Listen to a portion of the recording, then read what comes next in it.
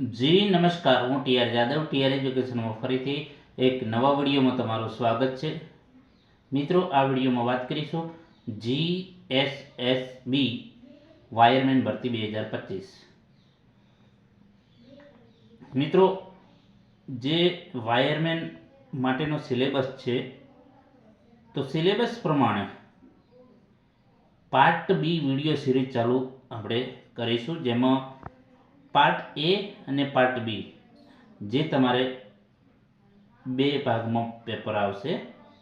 તો પાર્ટ એ જે છે મેથેમેટિક્સ રીઝનિંગ ટાઈપનું, એ તમારી રીતે લડી લેવાનું છે. તો પાર્ટ બીમાં જે તમારું ટેકનિકલ અને નોન ટેકનિકલ, મતલબ કે જે તમારે ટેકનિકલ તમારા વિષયનો અને પ્લસ જીકે, વર્તમાન પ્રવાહો, બંધારણ, આ ટાઈપનું છે. તો એ જે છે તમે વધુમાં વધુ શેર કરજો, તો એ પ્રમાણે આપણે વિડીયો બીજા બનાવતા રહીશું. તો તમને ઘણો ઉપયોગી થશે. આવનારી એક્ઝામમાં તમને ઘણો ફાયદો થશે. 50% તમને ફાયદો થઈ જશે. 50% પેલું પાર્ટ એ તમે તમારી રીતે સાચવી લેજો, તો તમને ઘણો ફાયદો થશે. તો આ વિડીયોમાં જે સિલેબસ પ્રમાણે તમારે પાર્ટ બીના જે વિડીયો સિરીઝ ચાલુ કરી છે, તો જેમાં ભારતનું બંધારણ, જેમાં theory plus IMP MCQ part A, જેમાં જે છે બંધારણ વિશે ચર્ચા કરીશું. તો મિત્રો, બંધારણની વાત કરીશું તો કે બંધારણ રચનાનો સૌપ્રથમ વિચાર 1934માં માનવેન્દ્રનાથ રોયને આવ્યો હતો. બરાબર. 1935માં આઈએનએસ એટલે કે ઇન્ડિયન નેશનલ કોંગ્રેસને પ્રથમ વખત બંધારણ સભાની રચનાની માગણી કરી હતી. અને 1935માં જવાહરલાલ નહેરુએ ઇન્ડિયન નેશનલ કોંગ્રેસ વતી બંધારણની માગણી કરીને, જેમાં પુખ્ત વયે મતાધિકારના ધોરણે બાહ્ય દખલ વગર બંધારણ સભાની માંગણી કરી, જે 1940માં ઓગસ્ટ ઓફરના સ્વરૂપમાં સ્વીકારવામાં આવી. એના પછી 1942માં સ્ટેફર્ડ ક્રિપ્સના નેતૃત્વ હેઠળ ક્રિપ્સ મિશન ભારતમાં આવ્યું, પરંતુ તેની દરખાસ્તનો અસ્વીકાર કરવામાં આવ્યો. અને અંતે 1946માં કેબિનેટ મિશન ભારતમાં આવ્યું, જેમાં 3 સભ્યો, જે પેથિક ક્લોરેન્સ, એવી એલેક્ઝાન્ડર, સ્ટેફન ક્રિપ્સ હતા, જેણે બંધારણ સભાની યોજનાની જાહેરાત કરી. રચનાની વાત કરીશું તો કે બંધારણ સભાની કુલ સભ્ય સંખ્યા 389 રખાઈ, જેમાં 296 બેઠક બ્રિટિશ ભારત અને 93 બેઠકો દેશી રજવાડાઓ માટે રાખવામાં આવી. 296 પૈકી 4 સભ્યો કમિશનર ક્ષેત્રમાંથી હતા. એક બેઠક 10 લાખ વસ્તીના ધોરણે રખાઈ. બરાબર.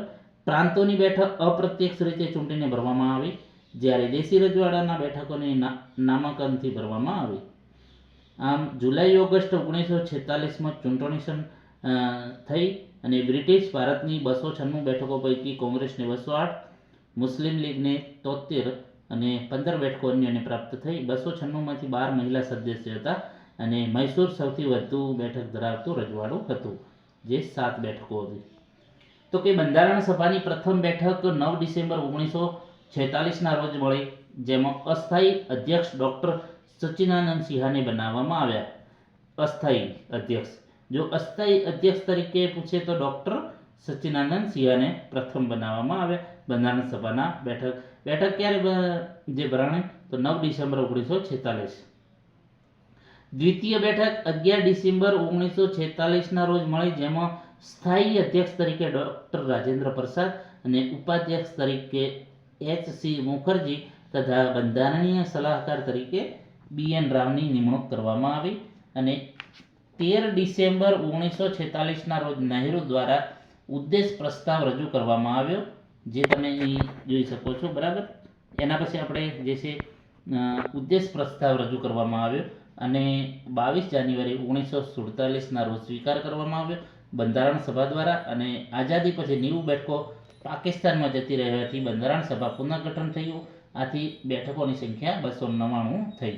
બંધારણ સભા બંધારણ ઘડતર સાથે ધારાસભા પણ હતી. બરાબર. અને બંધારણ સભાની કુલ 166 બેઠકો મળી, જેનું 60 જેટલા દેશોના બંધારણનો અભ્યાસ કરવામાં આવ્યો અને અંદાજે 64 લાખનો ખર્ચ થયો.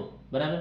26 નવેમ્બર 1949ના રોજ બંધારણનું કાર્ય પૂરું થયું અને તેને સર્વાનુમતે પસાર કરવામાં આવ્યું. કુલ 299 સભ્યોમાંથી 284 સભ્યો હાજર હતા, જેથી ભારતીય બંધારણ ઉપર 284ની સભ્યોની સહી નોંધાઈ. શરૂઆતમાં 396 અનુચ્છેદ અને 8 પરિશિષ્ટો બંધારણમાં હતા અને બંધારણ સભાની અંતિમ બેઠક 24 જાન્યુઆરી 1950ના દિવસે થઈ અને ડૉક્ટર રાજેન્દ્ર પ્રસાદને ભારતના પ્રથમ રાષ્ટ્રપતિ તરીકે ચૂંટવામાં આવ્યા. હવે વાત કરીશું જે બંધારણ, તો બંધારણ શું છે તો તેના વિશે સમજીશું. તો કે બંધારણને સરળ શબ્દોમાં સમજાવતા પાશ્ચાત્ય જે ન્યાયમૂર્તિ ડબલ્યુ હોમ્સના જણાવ્યા પ્રમાણે કે આપણું સમગ્ર જીવન જેમ એક પ્રયોગ છે તેમ બંધારણને એક પ્રયોગ તરીકે ગણી શકાય. બંધારણ એટલે લિખિત કે અલિખિત એવો મૂળભૂત ધારો જેને અનુલક્ષીને સરકારની રચના કરાતી હોય, જેના વડે રાજ્ય વહીવટ ચાલતો હોય એવા સિદ્ધાંતોનો સંગ્રહ. ટૂંકમાં બંધારણ એટલે રાજ્ય વહીવટ અંગેના રાજ્યના પાયાના નીતિ નિયમો સંગ્રહ. એક અન્ય બંધારણવિદ ઓસ્ટિન મુજબ રાજ્યની સાર્વભૌમ સત્તા નિર્ધારિત કરતા સિદ્ધાંતો એટલે બંધારણ. બીજા શબ્દોમાં કહીએ તો બંધારણ એ રાજ્યનો મૂળભૂત કાનૂન છે. તે સરકારની રચના માટે મહત્વના સિદ્ધાંતો દર્શાવી સાર્વભૌમ સત્તાની વહેંચણી કરે છે. તો હવે જે વાત કરીશું આપણે બંધારણનો જે છે ભારતનું જે બંધારણ, તેમાં જે તમારે એન્વાયરમેન્ટ સિલેબસ પ્રમાણે કયા ટોપિક મહત્વના છે. તો ભારતનું બંધારણના જે આમુખ, ભારતના બંધારણનું આમુખ, મૂળભૂત હકો, રાજ્યનીતિના માર્ગદર્શક સિદ્ધાંતો, મૂળભૂત ફરજો, રાષ્ટ્રપતિ, ઉપરાષ્ટ્રપતિ અને રાજ્યપાલની સત્તાઓ, ભૂમિકાઓ અને જવાબદારીઓ, સંસદીય પ્રણાલી, ભારતીય બંધારણમાં બંધારણીય સુધારાઓ, કટોકટીઓને લગતી જોગવાઈ, કેન્દ્ર અને રાજ્ય સરકાર અને તેના સંબંધો, ભારતમાં ન્યાયતંત્ર અને સંવૈધાનિક સંસ્થાઓ. વાત કરીશું બંધારણનું આમુખ. તો બંધારણનું આમુખ કોને કહીશું? તો કે જવાહરલાલ નહેરુ દ્વારા પસાર કરેલા ઉદ્દેશ્ય પ્રસ્તાવને બંધારણના આમુખ તરીકે સ્વીકારવામાં આવ્યો. આમુખને બંધારણ સમજવાની ચાવી કહેવામાં આવે છે. સુપ્રીમ કોર્ટે આમુખના આધારે બંધારણનું અર્થઘટન કરતી હોય છે.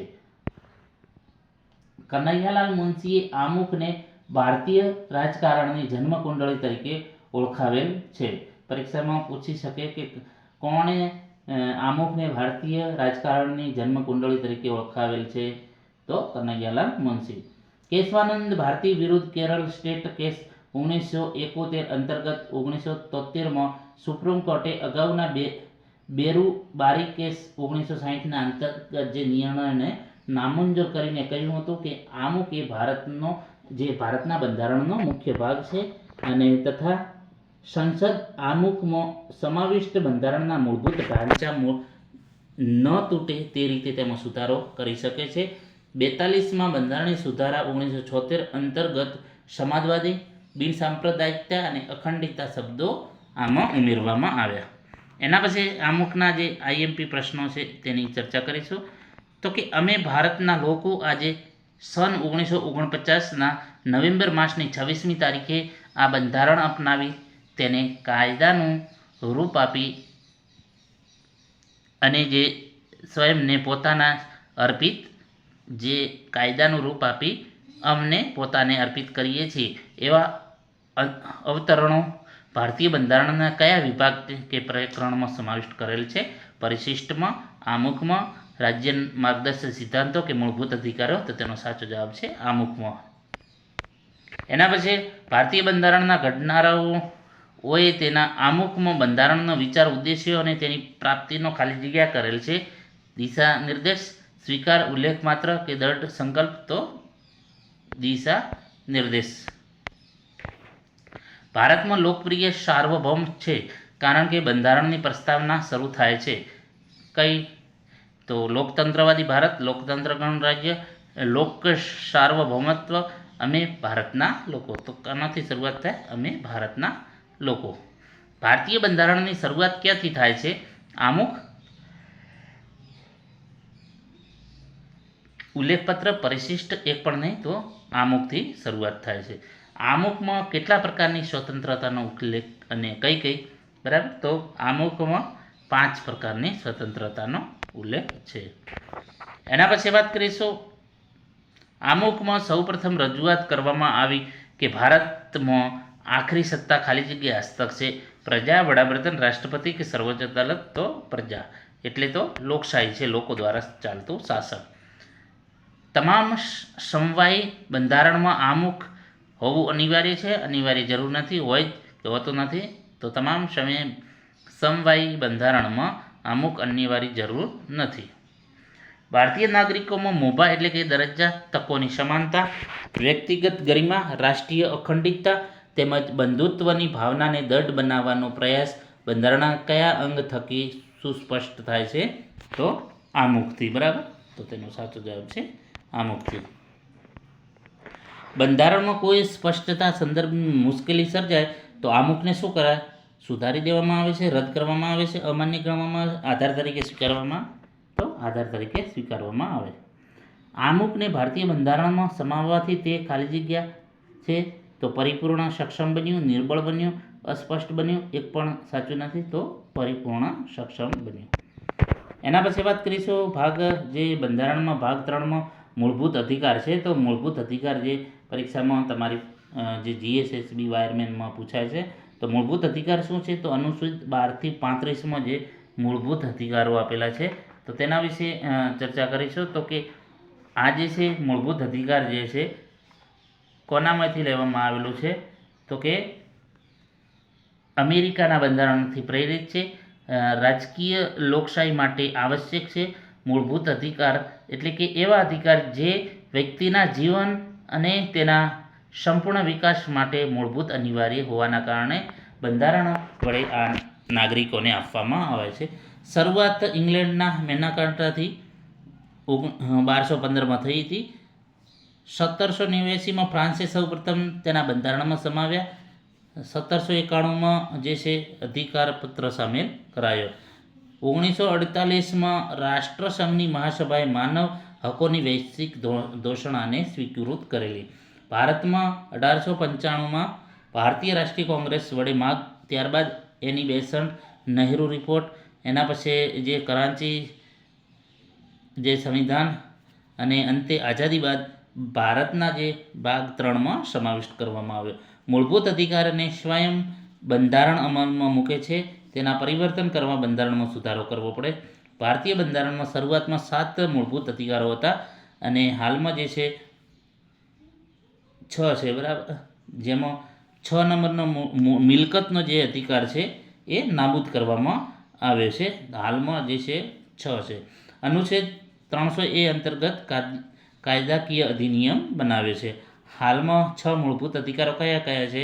તો સમાનતાનો અધિકાર, સ્વતંત્રતાનો અધિકાર, શોષણ વિરુદ્ધનો અધિકાર, ધાર્મિક સ્વતંત્રતાનો અધિકાર, સાંસ્કૃતિક શૈક્ષણિક અધિકાર અને બંધારણીય ઉપચારોનો અધિકાર. તો આ 6 પ્રકારના હાલમાં છે. તો કે નાગરિકોના જે મૂળભૂત અધિકારો અથવા તો હકો. બરાબર, તો કે ભારતીય બંધારણમાં સમાવિષ્ટ મૂળભૂત અધિકારોને બીજા ઘણા રાષ્ટ્રના મૂળભૂત અધિકારો કરતાં વધુ વિસ્તૃત અને નક્કર છે એવું વિધાન કોણે કહ્યું હતું? તો ડૉક્ટર રાજેન્દ્ર પ્રસાદ, ડૉક્ટર બાબા સાહેબ આંબેડકર, જવાહરલાલ નહેરુ કે અનંત શયમ આયંગર? તો તેનો સાચો જવાબ છે અનંત શયનમ આયંગરે કહ્યું. ભારતીય બંધારણ તેના નાગરિકોના આપેલા મૂળભૂત અધિકારો કુલ કેટલા પ્રકારના છે? તો 6 પ્રકારના. એક નાબૂદ કરેલો છે. નીચે આપેલા મૂળભૂત અધિકારો પૈકી કયો એક અસંગત છે? સમાનતા, સ્વાધીનતા, શોષણ સામેનો હક? તો આમાં 3 છે એટલે કે આમાંથી એક પણ નહીં. બરાબર, 3નો સમાવેશ થાય છે. ભારતીય બંધારણે પોતાના નાગરિકને આપેલા મૂળભૂત અધિકારો ખાલી જગ્યા છે અમર્યાદિત, વ્યક્તિગત, સમૂહગત કે મર્યાદિત? તો મર્યાદિત છે, ચોક્કસ નક્કી કરેલા છે. પ્રત્યેક લોકશાહી શાસન વ્યવસ્થામાં તેના તમામ નાગરિકોને રક્ષણ તેમજ પ્રગતિ માટેની સમાન તકોની બાંહેધરી આપવામાં આવે છે. તેને ખાલી જગ્યા કહે છે. મૂળભૂત અધિકારો, મૂળભૂત ફરજો, રાજનીતિના માર્ગદર્શક સિદ્ધાંતો, રાષ્ટ્રીય ધર્મ? તો તેને મૂળભૂત અધિકારો કહે છે. ભારતીય બંધારણની કઈ કલમમાં સ્વાતંત્ર્યના અધિકારની ખાતરી આપવામાં આવે છે? સ્વાતંત્ર્યના અધિકારની? તો કલમ 18A, 20, 22 કે 19? તો તેનો સાચો જવાબ છે 19, કલમ 19માં. એના પછી રાજ્યનીતિના માર્ગદર્શક સિદ્ધાંતોની વાત કરીશું જે મહત્વના છે. રાજ્ય નીતિના જે માર્ગદર્શક સિદ્ધાંતો છે તો કે બંધારણ જે ભારતનું બંધારણ છે એમાં ભાગ 4માં અનુચ્છેદ જે 36 થી 51માં આનો સમાવેશ કરવામાં આવે છે. આયર્લેન્ડના બંધારણથી આ પ્રભાવિત છે. આ સિદ્ધાંત એ રાજ્યની નૈતિક ફરજ છે. તેના ફરજિયાત પાલન માટે તેને ન્યાયાલયમાં પડકારી શકાતા નથી. બરાબર, આ ખાસ યાદ રાખજો. હવે જે અનુચ્છેદ અલગ અલગ પ્રમાણે રાજ્યોને પણ અનુસરવાના જે નિયમો હોય છે. બરાબર, તો વાત કરીશું જે આઈએમપી જે પ્રશ્નો છે. ભારતીય બંધારણના વિભાગ 4માં કઈ કઈ કલમોમાં રાજ્યનીતિના માર્ગદર્શક સિદ્ધાંતો છે? 27થી 41, 47થી 61, 36થી 51, 57થી 71. તો તેનો સાચો જવાબ છે 36થી 51. એના પછી વાત કરીશું રાજ્યનીતિના માર્ગદર્શક સિદ્ધાંતો એટલે નાગરિકોની ફરજોની દિશા નિર્દેશ, રાજ્યની ફરજોની દિશા નિર્દેશ, કાનૂની ફરજોની, રાષ્ટ્રીય ફરજોની દિશા નિર્દેશ. તો તેનો સાચો જવાબ છે ઓપ્શન બી, રાજ્યોની. રાજ્યનીતિના માર્ગદર્શક સિદ્ધાંતોના અમલ વગર રાજકીય લોકશાહીની સાથે આર્થિક તેમજ સામાજિક લોકશાહી આવી શકે નહીં. આવી શકે બને તમામ તો આવી શકે નહીં. રાજ્યનીતિના માર્ગદર્શક સિદ્ધાંતો એટલે આમુખમાં દર્શાવેલ ભાવનાઓનું વિસ્તૃત સ્વરૂપ જે લોકોને તેમજ સરકારને શું કરવાનું હોય છે તેનું સતત સ્મરણ કરાવે છે. આ વિધાન કોણે કહ્યું? તો પ્રોફેસર કેસી દેસાઈ, આર.કે. ધારિયા, પ્રોફેસર કેસી વ્હીલર, કેસી બારોટ. તો તેનો સાચો જવાબ છે ઓપ્શન એ, પ્રોફેસર કેસી દેસાઈ. તો મિત્રો, જે તમારા જે સિલેબસ પ્રમાણે બંધારણના જેમાં આપણે અહીં ટોપિકોની ચર્ચા કરી છે, નેક્સ્ટ વિડીયોમાં એના પછીના જે ટોપિક છે તેના વિશે ચર્ચા કરીશું. અહીં તમે જોઈ શકો છો બંધારણનો આમુખ, તો આમુખ વિશે ચર્ચા કરી, મૂળભૂત હકો તો એના વિશે ચર્ચા કરી, રાજ્યનીતિના માર્ગદર્શક સિદ્ધાંતો 3 ટોપિકની ચર્ચા કરી. નેક્સ્ટ વિડીયોમાં આપણે બીજા 3-4 ટોપિક લઈશું. એટલે 2 દિવસમાં તમારે આ બંધારણ ક્લિયર થશે. તો તમને ચોખ્ખે ચોખ્ખો 10 માર્ક્સનો ફાયદો થશે.